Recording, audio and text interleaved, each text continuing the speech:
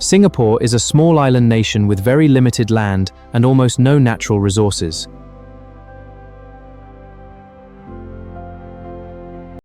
It has no large rivers, no natural lakes, and very little space for landfills.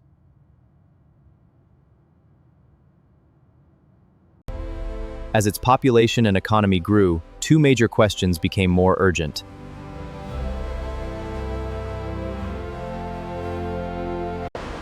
Where would all the rubbish go?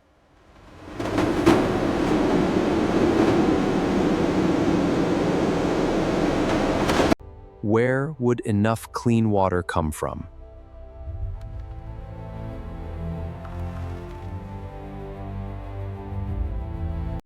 Many countries have struggled with these problems.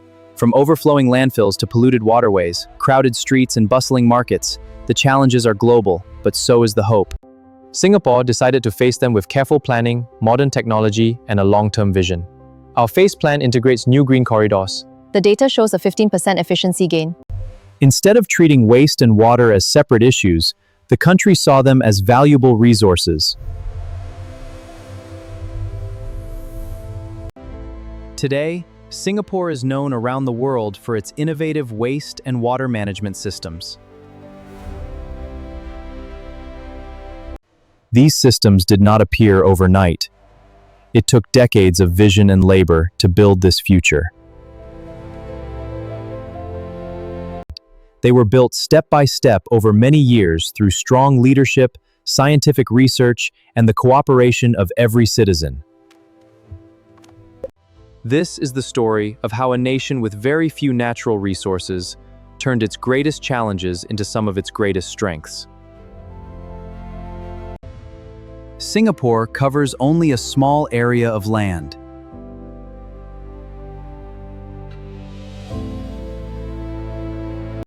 Every piece of land is precious because it must provide homes, schools, factories, parks, roads, and businesses for millions of people. In many countries, rubbish is buried in large landfills.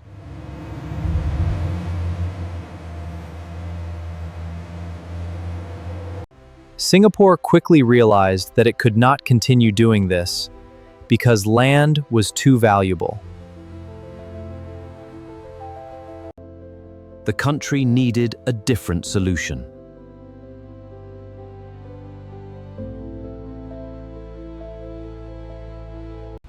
Instead of allowing mountains of rubbish to grow, Singapore built a system that greatly reduces the amount of waste before it reaches the landfill. Today, almost all burnable waste is sent to waste-to-energy plants. Every day, thousands of tons of rubbish are collected from homes, offices, restaurants, and factories. Instead of dumping this waste into the ground, it is transported to modern incineration plants.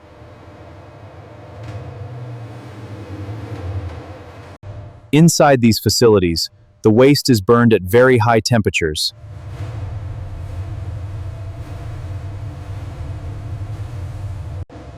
The heat produced from burning the rubbish is not wasted.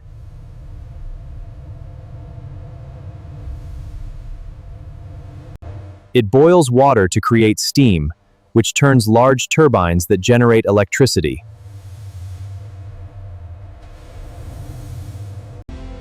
This electricity supplies part of Singapore's power needs.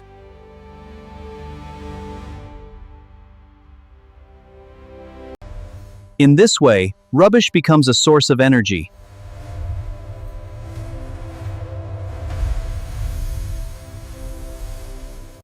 After the burning process, only a small amount of ash remains.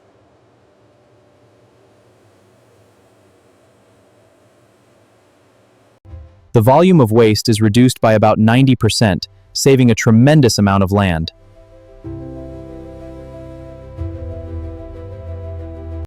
Before any gases are released into the atmosphere, they pass through advanced cleaning systems.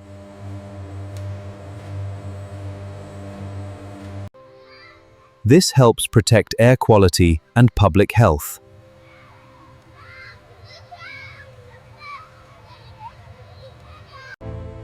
Even after burning, some ash still remains.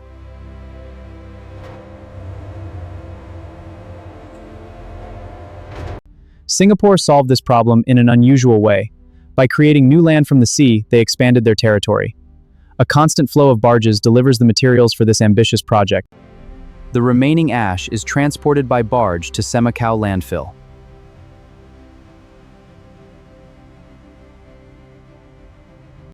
Engineers built strong barriers beneath the landfill to prevent pollutants from leaking into the surrounding sea. Over time, something unexpected happened.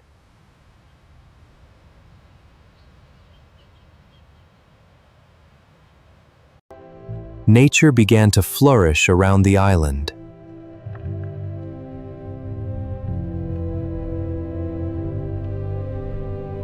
Semakau shows that careful engineering and environmental protection can work together. Managing waste was only one part of Singapore's journey.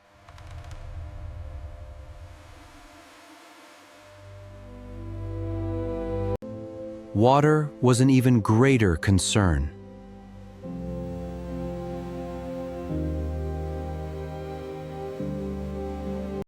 Unlike many countries, Singapore has no large rivers or natural lakes to provide an endless supply of fresh water.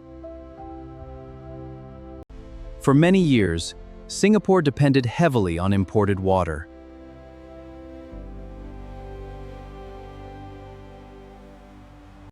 National leaders understood that relying on others for such an essential resource was risky.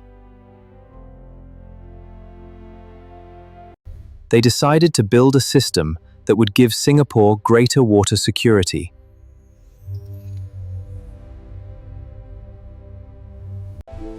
This became known as the Four National Taps.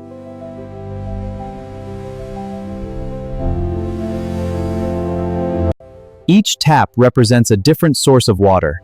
Together, they provide a reliable and sustainable water supply. Instead of letting rainwater flow directly into the sea, Singapore captures as much of it as possible. Through a network of drains and reservoirs, every drop is saved. An extensive network of drains, canals, rivers, and reservoirs collects rainwater across the island. One famous example is Marina Barrage.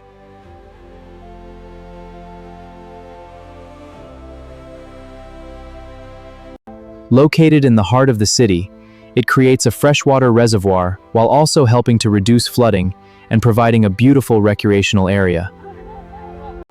Perhaps Singapore's greatest achievement in water management is NEWater.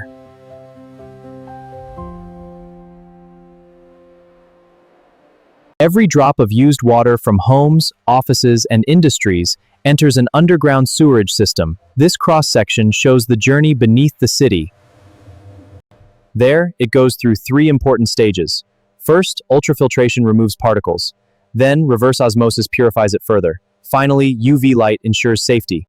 First, microscopic filters remove very small particles and bacteria.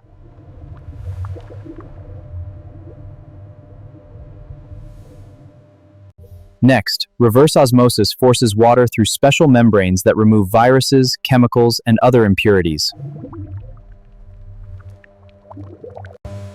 Finally, ultraviolet light destroys any remaining microorganisms.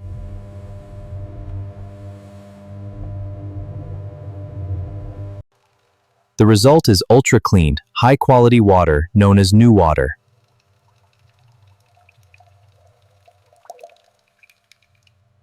Singapore is surrounded by seawater. Modern desalination plants remove the salt to produce fresh drinking water. Good planning, strong government policies, public education, and responsible citizens all play important roles. Let's put this in the blue bin. Remember, reduce, reuse, recycle. Efficiency is key. Together, we're making a difference. By turning rubbish into energy and wastewater into clean drinking water, Singapore has built one of the world's most sustainable resource management systems. The lesson is simple. Even a small country with limited natural resources can build a cleaner, greener, and more sustainable future through vision, innovation, and the willingness of its people to work together. Thanks for watching. If you enjoyed this video, please like, subscribe, and turn on notifications. I'll see you in the next video.